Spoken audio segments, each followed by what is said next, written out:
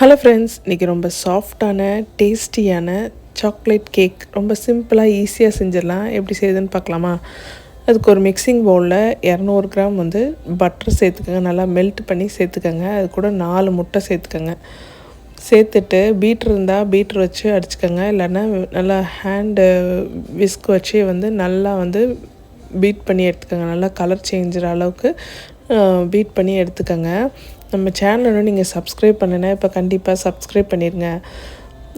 இது கூட 200 gram powder பண்ண சுகர் சேர்த்துக்கோங்க. பவுட்ரு பண்ண சுகர் சேர்த்திங்கன்னா சீக்கிரம் மிக்ஸ் ஆயிரும். அதுக்காக பவுட்ரு பண்ணி சேர்த்துக்கிறோம்.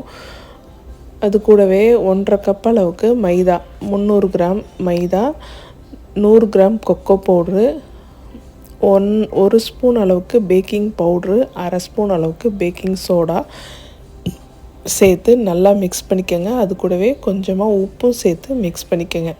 1.5 ஸ்பூன் அளவுக்கு வெண்ணிலா எக்ஸ்ட்ராக்ட் சேர்த்துக்கோங்க. நல்லா இந்த மாதிரி கட் அண்ட் ஃபோல்டர் மெத்தட்லேயே கையிலே நம்ம இப்படி திருப்பி விட்டு மிக்ஸ் பண்ணிக்கணும். அது கூட ஒரு 100 ml பால் சேர்த்துக்கோங்க. சேர்த்துட்டு நல்லா மிக்ஸ் பண்ணிங்கன்னா பேட்டர் சூப்பராக ரெடி ஆயிடுச்சுங்க. நம்ம பேக் பண்ணக்கூடிய ட்ரேயில் நல்லா எண்ணெய் தடவிட்டு அதுக்கு மேலே பட்டர் பேப்பர் இருந்தால் வச்சுக்கோங்க. சேர்த்துட்டு நான் இன்றைக்கி 2 கேக்காக செய்ய போகிறேன். அதனால் சின்ன சின்ன ட்ரேயில் சேர்த்துக்கிறேன். சேர்த்துட்டு 350 டிகிரியில் அவனை ஃபஸ்ட்டே ப்ரீ ஹீட் பண்ணிடுங்க. பண்ணிவிட்டு ஒரு 40 மினிட்ஸ் பேக் பண்ணி எடுத்திங்கன்னா சூப்பராக ஸ்பான்ச்சியாக டேஸ்டியாக சாக்லேட் கேக் சூப்பராக ரெடி ஆயிடுச்சு.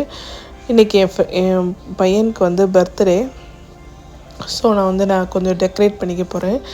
நான் அந்த ரெடிமேடாக தான் க்ரீம் வாங்கியிருந்தேன். Butter cream